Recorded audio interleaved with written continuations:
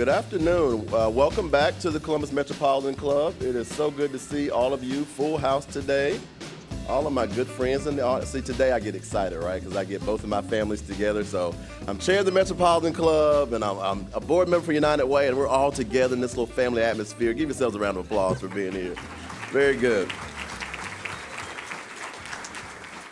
If you don't know, I'm Mo Wright, chair of the CMC Board of Trustees and president at Rayma Consulting, and again, welcome to this week's luncheon. Today, Columbus Metropolitan Club and Ohio Health are pleased to present the next forum in our Our Healthy Community Series, entitled Champion of Children's Social Fabric, with serious support from Mount Carmel Health Systems and sponsored by The Ohio State University, the Crane Group, King Business Interiors, the Dave Thomas Foundation for Adoption, and in partnership with our friends at the United Way of Central Ohio. Let's thank all of them for their support, represented here today by their many associates.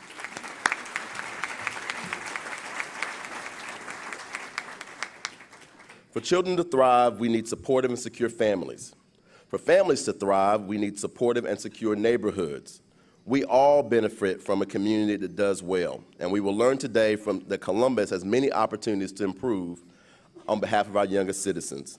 Please welcome for today's panel. First, Public Policy and Planning Analyst at the Kirwan Institute for the Study of Race and Ethnicity, Jillian Olinger, President and CEO of the Crane Group, Tanny Crane, Prevention Specialist at Maryhaven, George Hicks, President and CEO, and I guess we can still say new CEO, though she's been working hard, Lisa Courtice, and Franklin County Youth Council member, Lovey Green.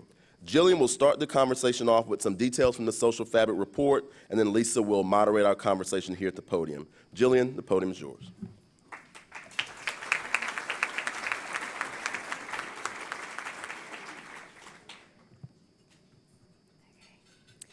The science is clear.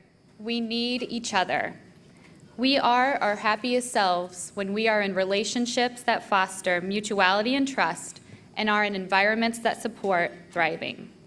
We know the structures and supports needed to facilitate the successful operation of both of these sets of relationships, with each other and with systems. For children to thrive, they need supportive and secure families. For families to thrive, they need supportive and secure environments. Past Champion of Children reports have documented these prerequisites of child success.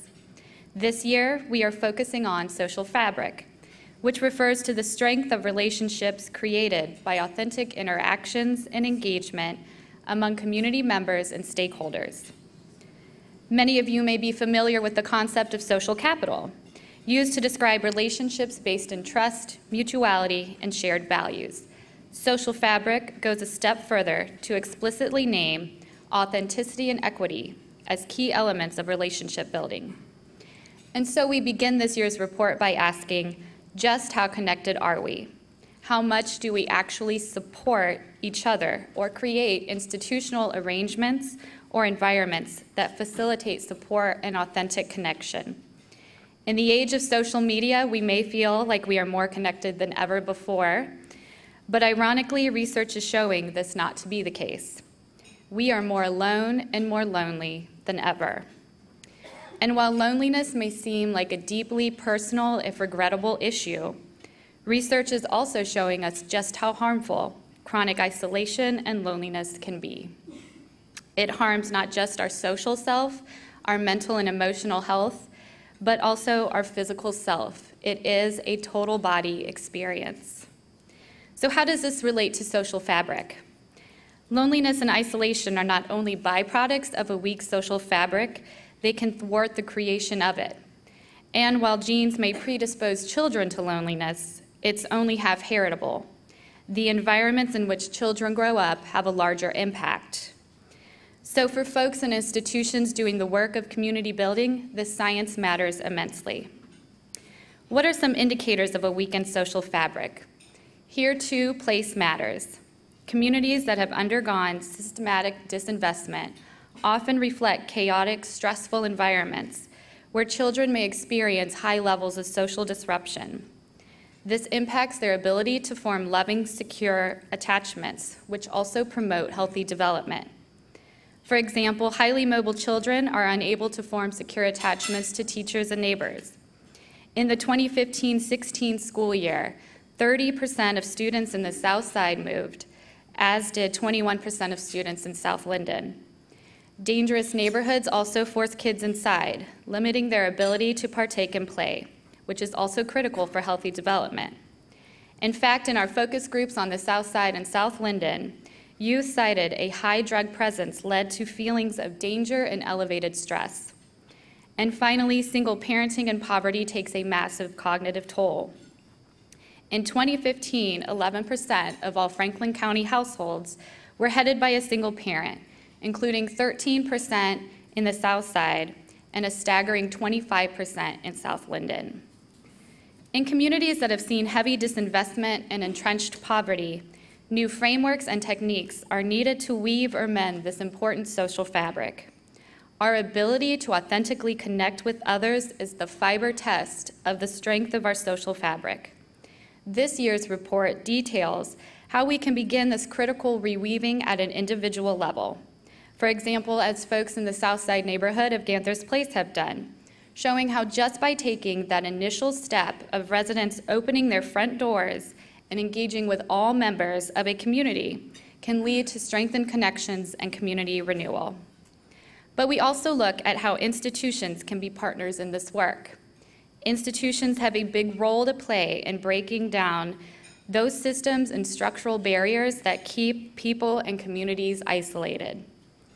We know that we have issues of segregation and inequality in our Central Ohio community, but we also boast a robust economy, strong public-private partnerships, and a diverse mix of people who are willing to help their neighbors.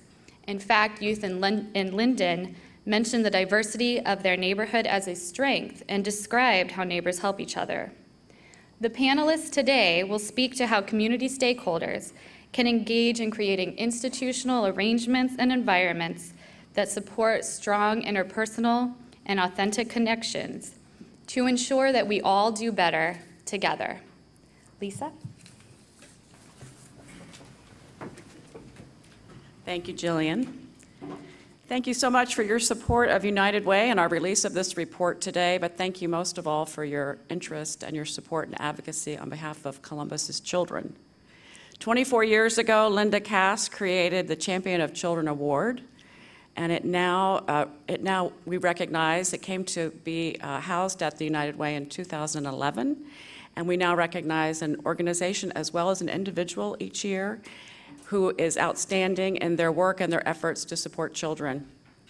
The selection committee had a very competitive docket to grapple with this year, very large number of nominees. And I would like to recognize the chair of the committee, which is Dr. Good, and Stephen Ives, if you would stand up, as well as other members of the selection committee. Thank you for your work. Dan Sharp.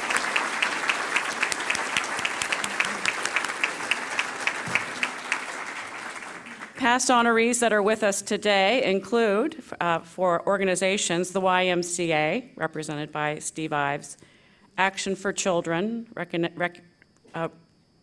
Mike Minnendorf is here, as well as Dana Wright.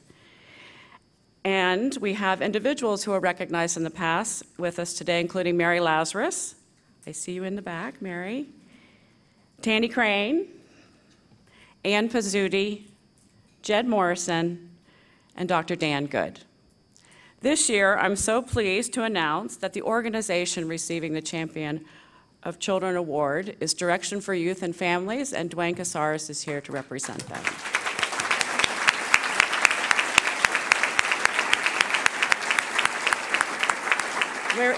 Good. And I'm so pleased to recognize that our outstanding individual champion of children, and it's also her birthday today, is Barb Seamer, philanthropist. Please stand. Congratulations.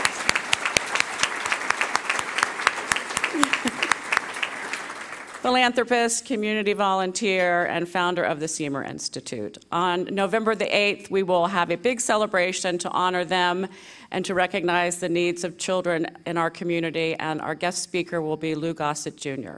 So hang on for November 8th, where it will be a great celebration. So I'm so pleased to welcome our panelists, and I'd like to start by asking each of them to not be humble and to share why it is that they've been asked to be on this panel, because they are involved in advocating for the improved social fabric of children. Lovey? Hello, everyone. Can you hear me? Okay. My name is Lovey Afi Green. I've been chosen to speak on this panel to represent the youth. I was a former member, now alumni of Franklin County Youth Council, so I guess they wanted a little younger version on the board. I'm not calling, you're seasoned, not old, just seasoned. So I'm really glad to be able to talk and give a young perspective to our discussion. I'm Tanny Crane, and I'm delighted to sit next to the younger Lovey, who should be speaking because it is all about our youth. But I think I was asked to participate. I'm the CEO of Crane Group, and we are just turned 70 years young this year. That doesn't mean I'm 70 years young, Lovey. But also I just want to recognize Jim Crane, second generation. We have some third generation family members and fourth generation, so happy to be here.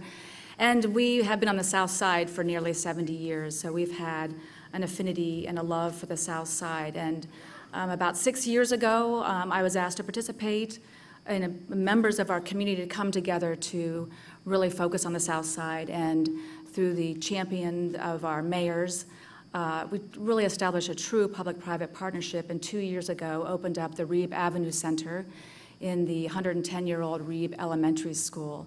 And it's been a labor of love for Jane Abel and myself, our board, 15 nonprofit partners, and this entire community who invested in this amazing center that is our hub of hope. And good afternoon. My name is George Hicks. I work for Maryhaven's Gambling Intervention Program as a prevention specialist. I'm also with the Southside Community Collaborative and an adult ally for our Teen Institute at Barrett Recreation Center. I was asked to come because just to give a report of what our young people are doing on the South Side, the positive things that they're doing. We know of many of the statistics, but our kids are coming together, and I'll talk about it later, but we're making some real changes. I'll just say this and I'll tell the story. Over 85 of our young people on the South Side are working on the South Side this summer, paid, and it started from a conversation, but we'll talk about that. Yeah. George is an advisory member for the Franklin County Youth Council, and Lovey is a member. And Lovey, share with us what is the Franklin County Youth Council, and a shout out to your peers in the back. Oh, hi guys. Maybe you could stand, members of the Youth Council. Please stand so we can recognize you.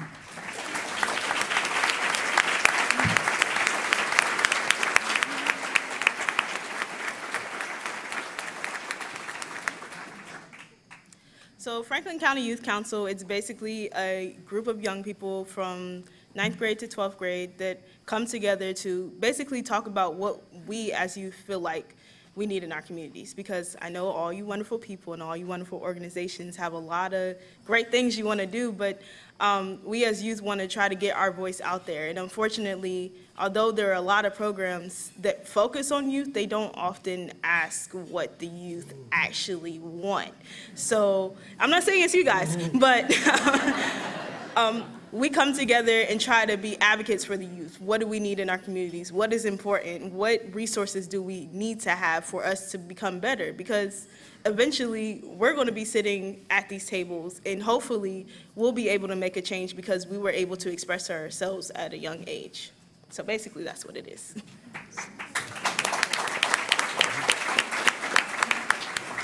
So that begs the question, what do youth want and need? Well, I know I need money for school, but, but I think that youth just need to be heard because, like I said, there are so many things that people do for the community, but it doesn't always necessarily help us because we can't really express what we need. Say someone were to come, well, I'm a graduate now, so they can't come to my school, but they would come to the high school and talk to us and like, oh, we're gonna do this, we're gonna do that for the youth, but they never ask, well, what do you need? Do you guys feel like you need to be able to feel safer in your neighborhoods? Do you guys need more books to get more educated? Do you need this, that, and the other? So we need to be able to express ourselves, because some of the stuff that people try to do for the community isn't necessarily what needs to be the focus point in the community, in the young community, I should say. Let me piggyback off what Lovey said, because she's absolutely right. We had a conversation at Barrett Recreation Center about 4 years ago around mental health, and we asked our young people, what do you want? Instead of, we're gonna, like you said, we're gonna come in as professionals and we're gonna tell you what you need. And out of that, what they said, number one, you said it, was jobs. We wanna work. Our kids said, we wanna work, we want employment, we wanna be trained in employment. So the adult allies said, we need to listen, and what can we do about it? Well, the first year with Parks and Rec, Columbus Health Department, Franklin County Adam Board, we said we need to find employment. Well, we were not able to do it. So we promised ourselves this will never happen again. And we began to partner together in 4 years. Like I said, this year, over 85 of our kids on the South Side are working on the South Side. We're doing a beautification project at South High School. We're at Marion Franklin. Our interns are actually conducting a camp at Barrett Recreation Center. Young people teaching young people. But it all came from us listening and saying, this is what we need to do. We need to listen to our kids, and we need to put our resources behind them, I'm sorry, and make it happen. Can I just add one more thing? Yeah. So 4 years ago, as we were thinking about Reeb Avenue Center, one of the first things we did was not think we knew the solution, but we actually did surveys amongst all the neighbors in the area. But one area came up in terms of needs of our youth, and the director of Boys and Girls Club, Rebecca Asmo, said, we don't have a club on the South Side, and so they thought, let's just pilot one on Parsons Avenue. Do you think there's a need? In the first week, 85 is a relevant number, 85 kids showed up. And Jane and I went to visit and said, what brought you here? And it was safety. We have nowhere else to go. And we thought this could be a place where people could actually care. So it was like, aha moment. Why didn't we think about this earlier? But there's such a need to support our youth and to listen to our youth and to provide a safe and trusting place for them. And just to add one more thing, even though I joke around about money because I'm going to be going down south for college to study education, become an education major. But learning different pathways, because like you said, they gave job opportunities to young people, but fortunately I'm able to go to college, and I was able to reach out, and I know how to talk, so I was able to reach out to get sponsorships for school, but there's a lot of kids that don't know the process for college. They don't know that college is also not the only option for you to be successful. There's different pathways to take to go somewhere and be successful and be okay. So that is something that people really take notes if you want to, but really need to understand so children can know, well, I can go to a university, but I also can go to trade school, or I can also start my own business, and there's different ways you can move about for your future. That's it. Okay. And where are you going to college? North Carolina A&T State University. It's at HBCU down south.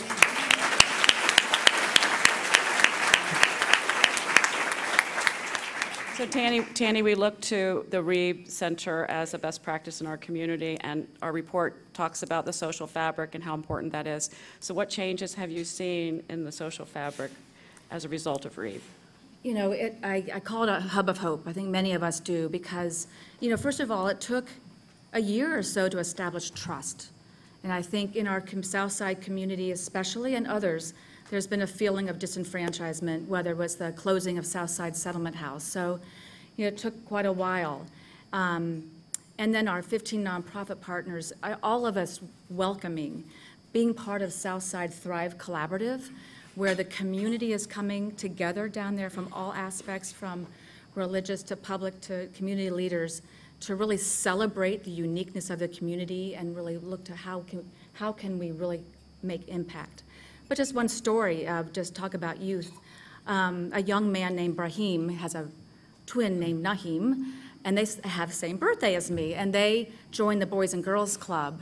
And watching transformation take place, Brahim came up to Jane and me one day and never looked us in the eyes, but asked Jane if she could fund some pizza from the pizza lady for a Boys and Girls Club event. And Jane said, when you start, look at me and start talking to me. And he lifted up his eyes and started talking.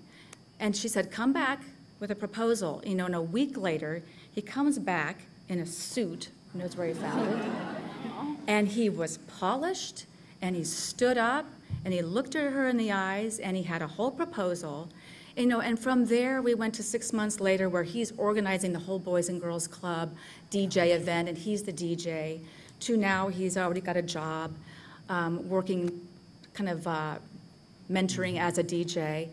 But that's just one example of one young man who walked through the door, which was difficult enough, came up to strangers and made a connection, and we started a dialogue that engendered some trust, and that we listened to his needs, established care, and look where it took him.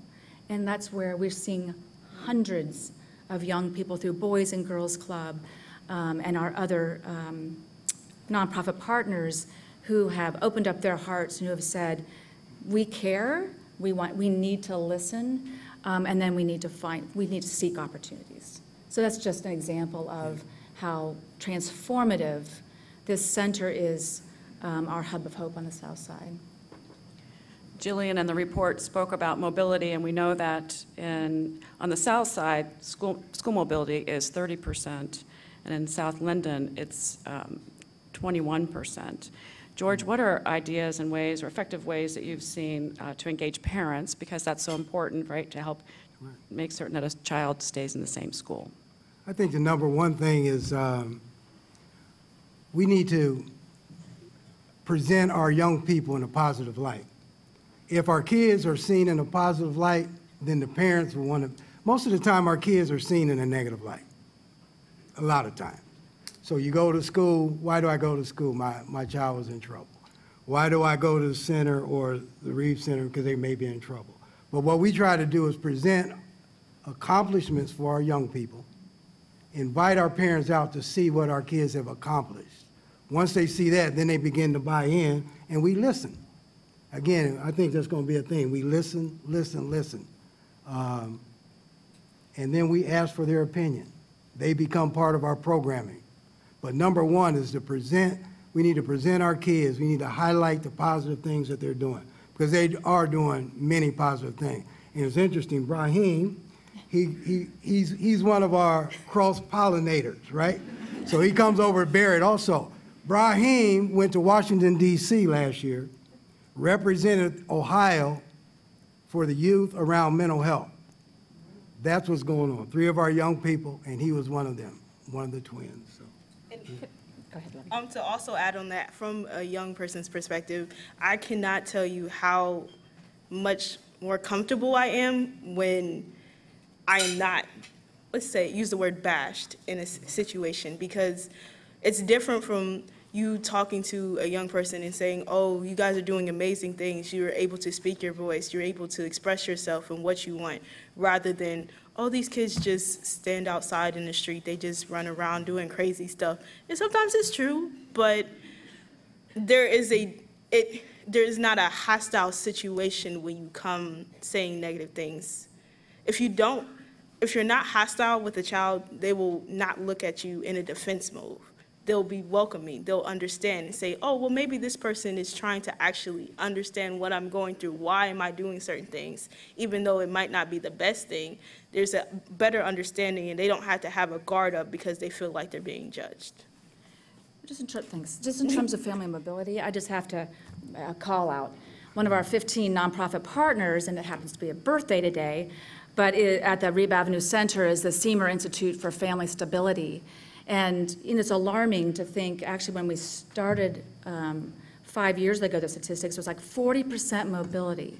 And just think about that. Nearly half the children in the South Side are changing schools. And we know how that impacts their academic performance. I see Dan Good nodding. You see that every day. And what Barb and Al have done, starting in 2011, not when it was, but they really recognize, and Barb has been such a champion of children for so long, but recognize the impact. So their response through and with the work of all United Ways in 45 cities, I think they're now in or more, is stabilize that family. Because inevitably they haven't been able to make the rent, or there's been some type of chaos in the family, they have to move.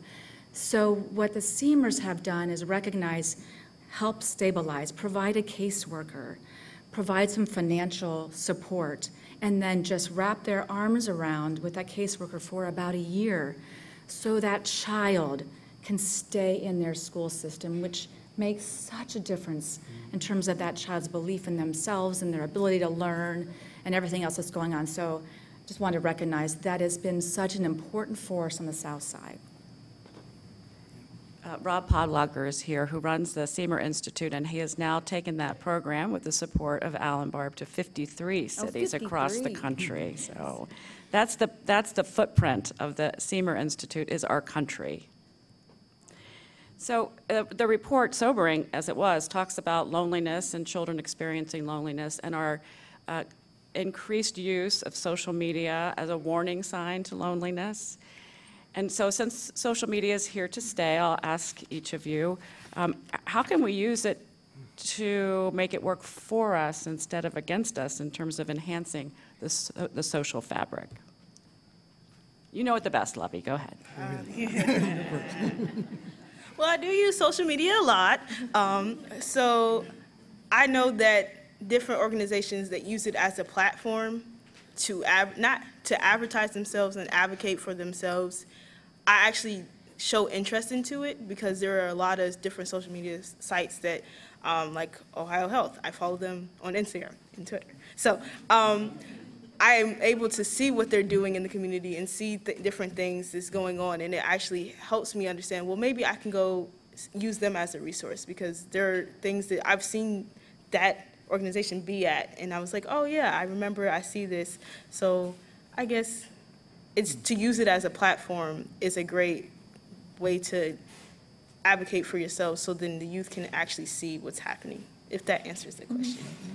And I would just add it that millennials, as well as even the younger youth, that's all they use. They don't necessarily sometimes we even want to talk to people. So we at Reeb Avenue Center, and I know the Boys and Girls Club and our other partners in the South Side use it to reflect who our neighbors are. So that when Lovey goes on Instagram and goes to a Boys and Girls Club or goes to looking for a job at Godman Guild or OSU, and they see that there are people like me that are being pictured there or that are like me, or moms or single moms, they can go on there and feel like you're talking to me, and it can be a safe place, a safe way to communicate with our organizations. Do you use social media? Yeah, I use social media. But our kids use it more, and I guess we use it more to communicate between each other. And quite honestly, we've had to see the dangers and warn against particularly cyberbullying. And we had an incident even last week, but we use it as a teaching moment because it's here to stay. And actually, my young people are teaching me more than I know. Just really quickly, you just led me to think of something. Boys and Girls Club, they have over 100 youth every day after school, 3 o'clock to 8 o'clock, and so they have dinner. And they have dinner from our Roots Cafe, so it's all fresh foods. And they go into the Wild Wings Cafe that they have on our floor, and they all have to put their cell phones away. So this is like the anti-social media. So they actually sit at tables, pass, family style, and talk. They actually have conversation. And the directors and the staff say it's absolutely fascinating. One, they're sharing, they're eating healthy food, and they're talking about it. They actually get to help choose the food, but it gets so loud in there because we know they certainly talk to each other, but it's a great family conversation. So it's really cool. Our focus groups that we held in United Way's 2 priority neighborhoods, the South Side and South Linden, indicated that where we haven't made much progress as a community is reducing gang violence.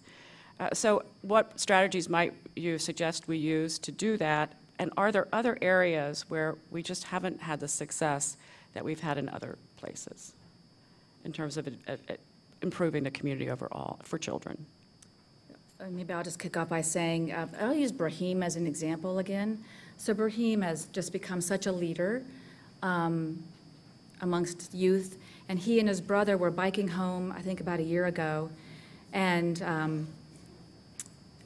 there was a young man on the side of the road who had a loud boom box, and I think Brahim asked him to turn it down, or I forget what occurred, but all of a sudden, a whole gang of guys came and attacked Brahim and actually knifed him in the neck.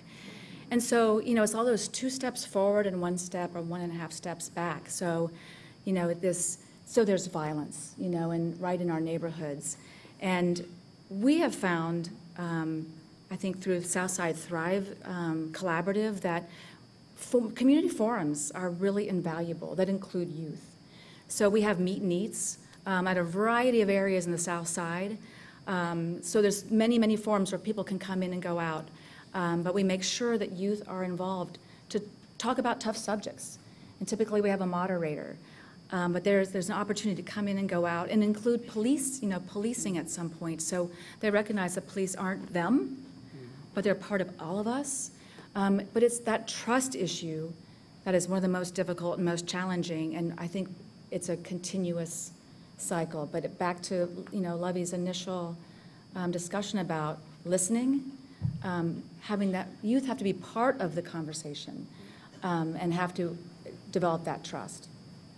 And as we know, some of the issue with gang activity is belonging to a group, being heard by your group, having a common purpose. So what we do is we're emphasizing the positive again. And our kids are seeing, even those who are in gangs, because we have a gang presence at Barrett Recreation Center.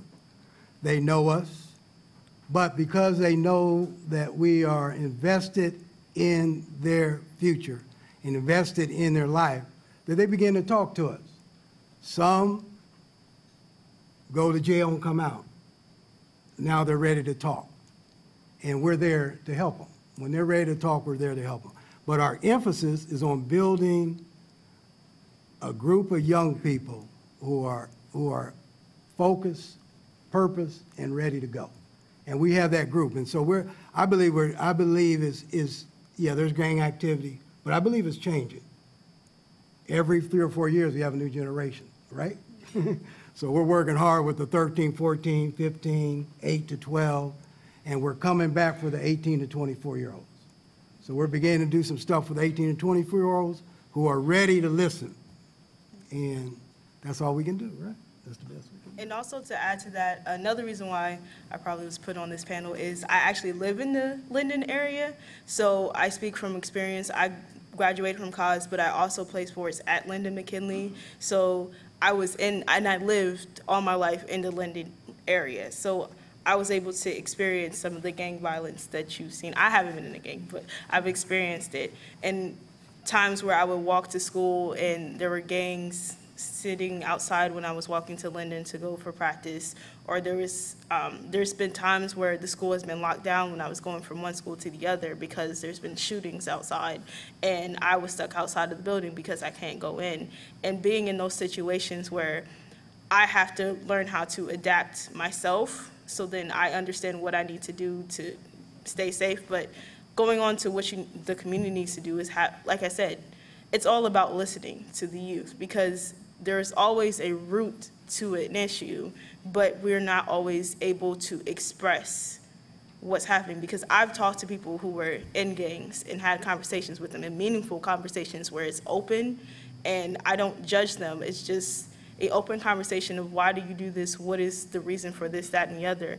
And the struggle is coming to adults who, they know that something is wrong, but again, that the tension and the hostility that can happen in a situation where you can't really get that much done if you can't talk to someone openly. Even though they're judging you and even though something might be wrong, you can't fix something if all you're going to do is judge someone. So it's more of having an open conversation and then moving on from there in the cautious way, so then you know that you can still have a connection with someone, but eventually you will solve an issue.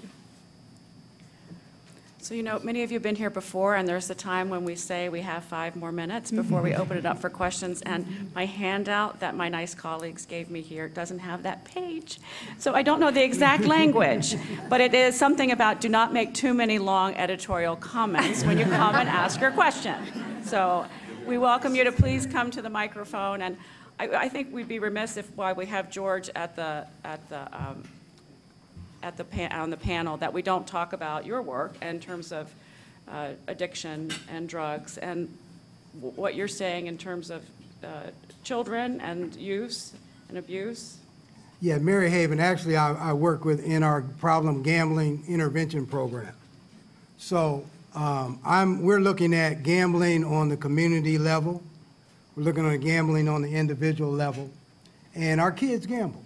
So we go into schools and we talk about the dangers, or actually it's illegal, but the dangers in gambling, sports gambling, on your phone.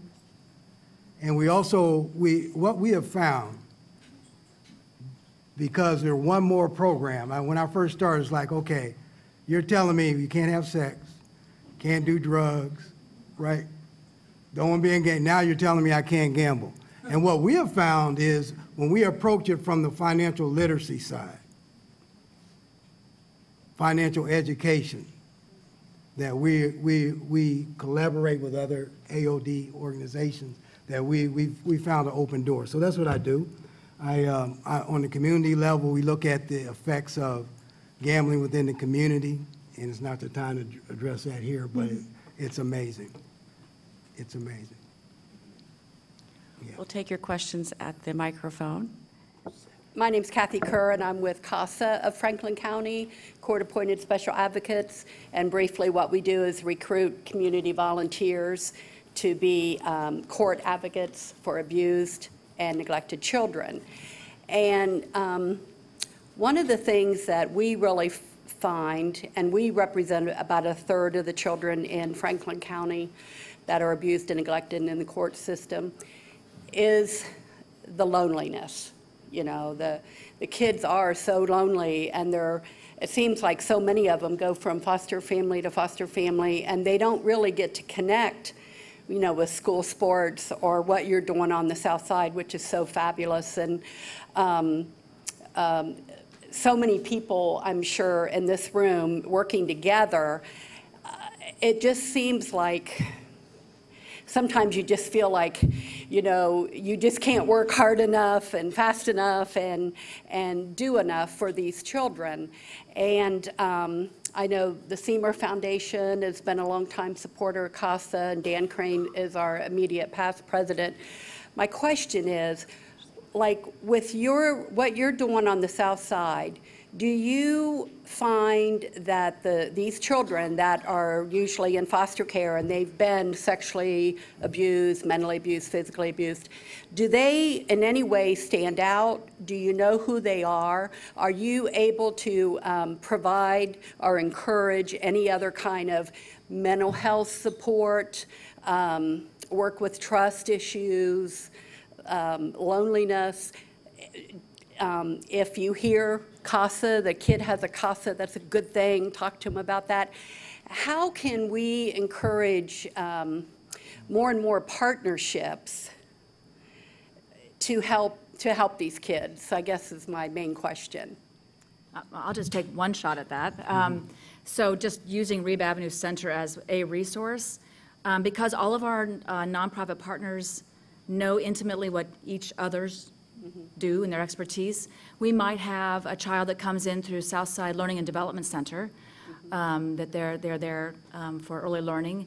And Roberta Bishop, our great executive director, one of her great teachers, may see that an issue with that child, or child and foster parent, or whatever. And so they're attuned to thinking, we have St. Stephen's upstairs, who does a really great job with family to family and interaction within family members they do in-home. Or maybe this mom, may have an issue, and how can we help her with Amethyst, or, So I think that as far as trying to embrace that family, and to say, where can we intervene? Where could someone in this house, in terms of trying to be a one-stop shop? And I think that's the investment we've made to try to embrace families that may have dual or many, many needs.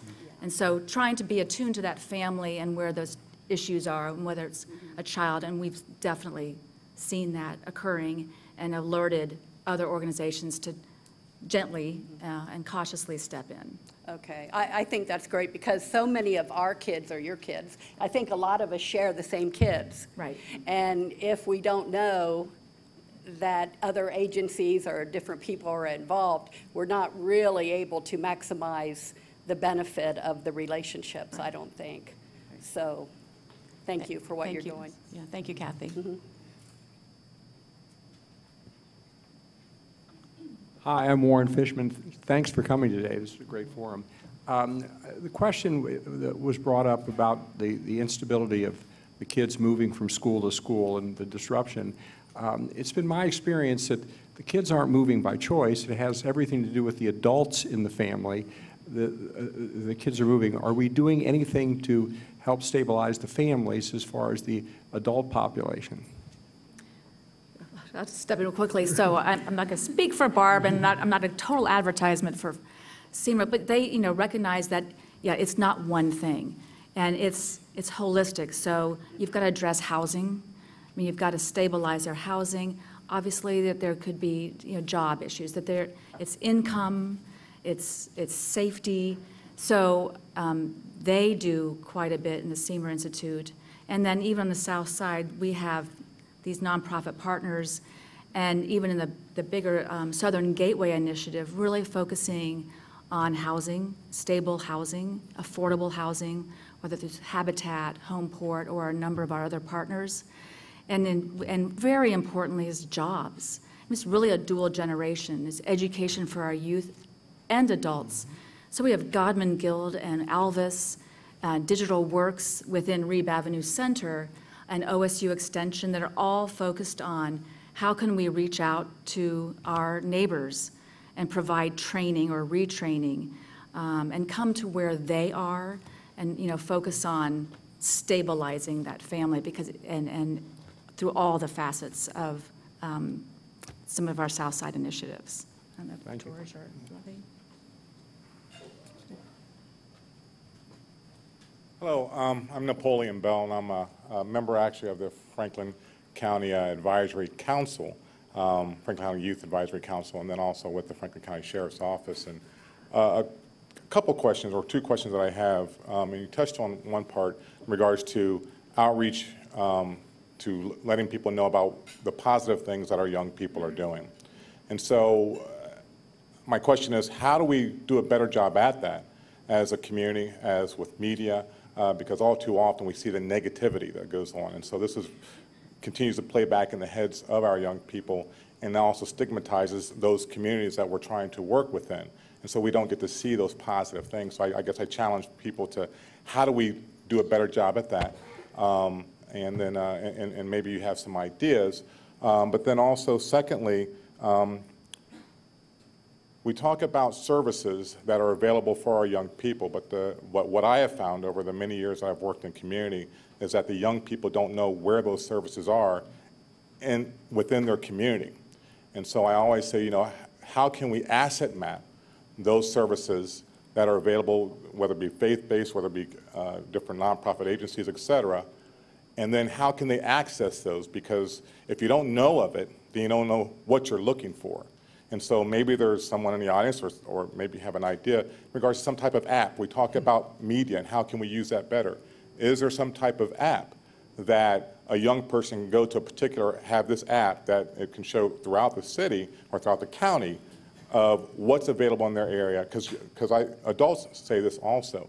So just kind of trying to figure out what your ideas, or if there's something in the works that we don't know about, then maybe that could be something also. Let me address the first question, because I get in trouble all the time. For us who work in the community, we're busy, and we don't tell the story. So I agree with you. And we need your help to help us tell this story. I guess that's the reason I was invited, just to tell a little bit of what we're doing on the South Side. But I agree with you, Napoleon. We need to tell the story. I'm getting better at that, because I just like to work, help our kids, but we do need to tell the story. And the second part of that question I can answer. I know personally for me, I was very involved in my school. I know I can advisor at my school, I was in her office every day. She knew I was coming, what time I was coming, what period I was coming. I was coming at lunch, coming at the end of the day to make sure that I had the resources. My guidance counselor, she knew when I was coming, when I was coming all the time, because I wanted to make sure that I put my foot forward so I could be successful. So in terms of an app, I know there's a lot of websites where you can find information for different organizations to be part of different councils, for youth to have opportunities to do things. But I think just going into schools, going into religious places, going into libraries, different areas, and giving out information, because that's where I got all of my information from. In terms of like scholarships, I'll use that as an example. I was in my Anoakan advisor's office all the time. As soon as she had a piece of paper down that said a scholarship, I was there. I was the first one to take it because I knew what I needed to have to do so I could go to school and pay for school. And I made sure I put that foot forward. And I was so glad that people gave those resources out. Like I was recipient of the CEA scholarship. So that was because I was in my guidance counselor's office, in my Anoakan's advisor's office all the time, making sure I got information of what to do. So I guess it's just making sure you give the information to the right people, and that's usually guidance counselors, people who work in the office, different teachers, and just giving information, I'm sorry, I can't talk anymore, information out to different people, because you never know who that might impact. And as an adult ally, Lovey's wonderful, isn't she? We're, our 85 kids, or our 60 kids, this fall, actually next week, we'll be writing a letter or sending an email to their I Know I Can person in the school and introducing themselves, saying they want to go to college, what do we need to do? So as an ally, I'm beginning to say, okay, we need to empower our kids. They don't know what to do. So I received that from someone else, and that's what we're getting ready to do on the South Side. So South's going to have, South and Marion Franklin, quite a few people from I Know I Can asking for information. I do think an app for that is exactly what we need to be doing. I know Ernest Perry's organization is working on with adults, but we should be, that's a brilliant idea. And I know there has been asset mapping in terms of all the different organizations, but that's where we are. And we need to be adaptive and work with mobile and what our youth are using today. So I think it's a really great idea. We're wrapping it up. Wrapping it up. Great. Lovey, do you have one word for us as you embark on your college career? And we want to be helpful people. Oh, you can be real helpful. Okay. Not to you. Not to you. What is your charge to us for the people coming behind you? Just listen, have open ears, and keep your heart and your mind pure, because you never know what greatness you might actually help make. Thank you. Absolutely wonderful. Absolutely.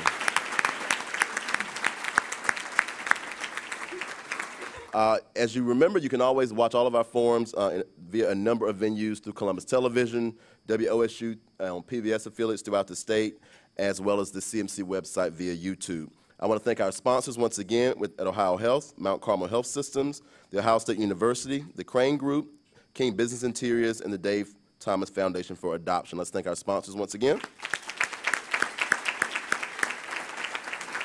And then finally, to our speakers, thank you so much for being here. Lisa Courtice, Jillian Olinger, Tanny Crane, George Hicks, and of course, Lovey Green. Thank you so much for being here. We'll see you next week.